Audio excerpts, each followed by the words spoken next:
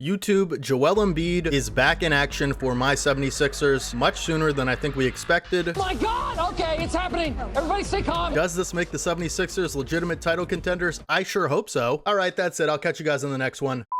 No, on a serious note, Joel Embiid came back last night against the Oklahoma City Thunder in the 76ers win, and honestly was a surprise to me, like I said, because he was ruled out earlier before that game, and nobody really thought he was going to play in that game. He actually ended up with 24 points, 6 rebounds, 7 assists, 3 steals, shooting 12 of 12 from the free throw line in the 76ers 109-105 win over the Oklahoma City Thunder, like I said. And if you watch that game, he was so important to the victory, pretty much icing that game with a couple of massive makes from the free throw line in the final minutes of the fourth quarter. And like I said, if you did watch that game, I honestly think he looked pretty healthy as far as his knee goes. He did look a little bit out of rhythm and honestly just a little bit out of shape, which is natural because the conditioning level for him is not going to be the best when coming back from an injury like that, like a torn meniscus. But in this video, we're going to talk about what does Joel Embiid's sudden return to the 76ers mean for the Eastern Conference and mean for them specifically in regards to their playoff hopes. Are they now a legitimate threat in the East to the Boston Celtics? And is Joel Embiid even 100%? Is this team good enough to compete if he is 100% with a team like the Boston Celtics? We're going to talk about all that stuff in this video. Let's get into it, folks. First and foremost, welcome back, King. I got your jersey right here. Boom. Wait, let me get it on camera. There we go.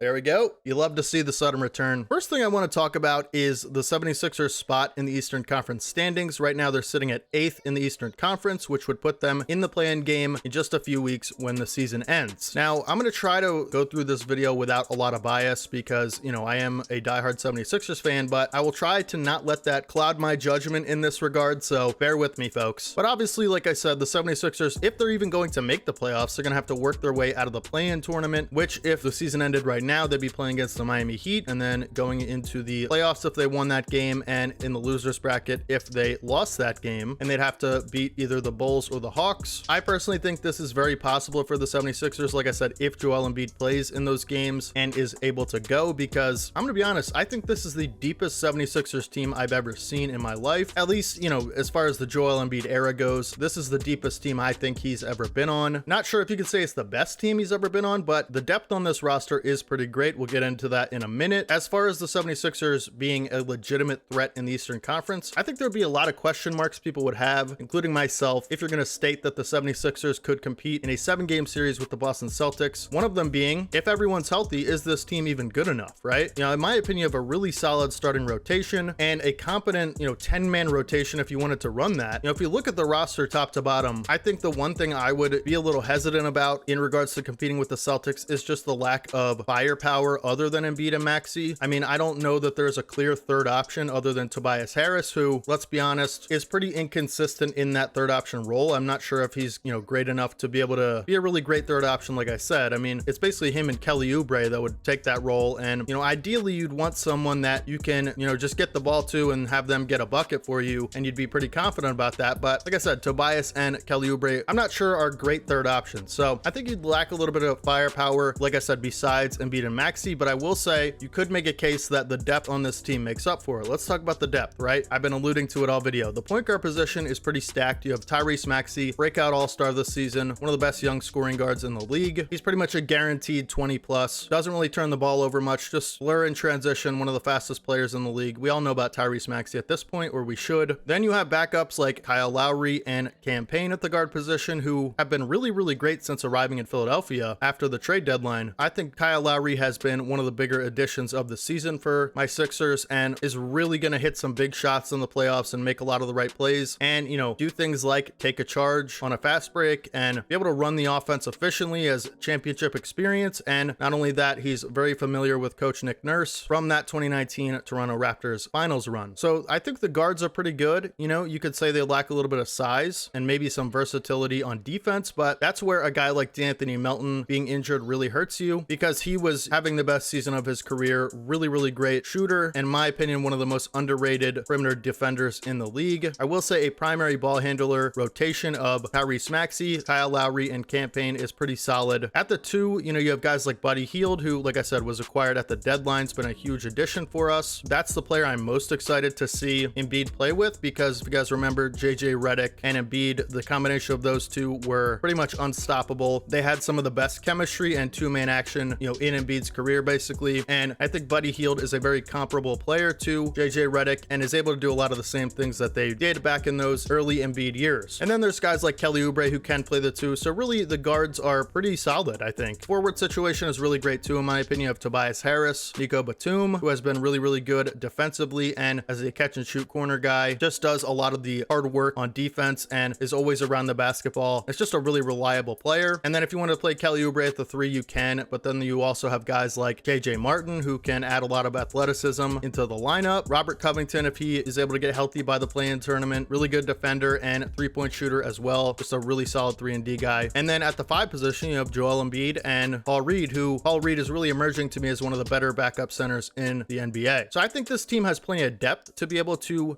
sustain a lot of these playoff matchups. But with a team like Boston, with a team like Milwaukee, and with a team like Cleveland or even New York or Miami, I think you need a lot of offensive firepower to be able to withstand those teams. So that's where a really, really solid third option all-star level player comes into play. And that's what you kind of need against them. If you're the Sixers, that's what I think we lack in that regard. We'd have to basically play perfect basketball to beat the Celtics in a 7-game series, and they'd have to play some of their worst basketball that they could for a few games. So the margin for error against a team like the Celtics is very, very small, like I said, which would make me not confident at all in picking the Sixers to beat the Celtics or even Milwaukee. Now, it's no secret that the 76ers have struggled without Embiid. I mean, it's a night and day difference with this team. Obviously, our team's success is going to be tied to Joel Embiid's health and how he plays night to night, because this team is built completely around him. So I do think when he's healthy, we are a legitimate threat in the Eastern Conference. As far as beating a team like Boston, I'm not so sure. Like I said, even if everyone was healthy, I don't know if I would be able to say that the Sixers could beat Boston, but I think it's at least worth a conversation. I don't think it's a very long conversation, like I said, but I think it's worth it to have. I will say Joel Embiid coming back last night is a huge deal for his conditioning level, because by the time, assuming the Sixers make it out of the play-in tournament, which I would hope they did, he's going to have about,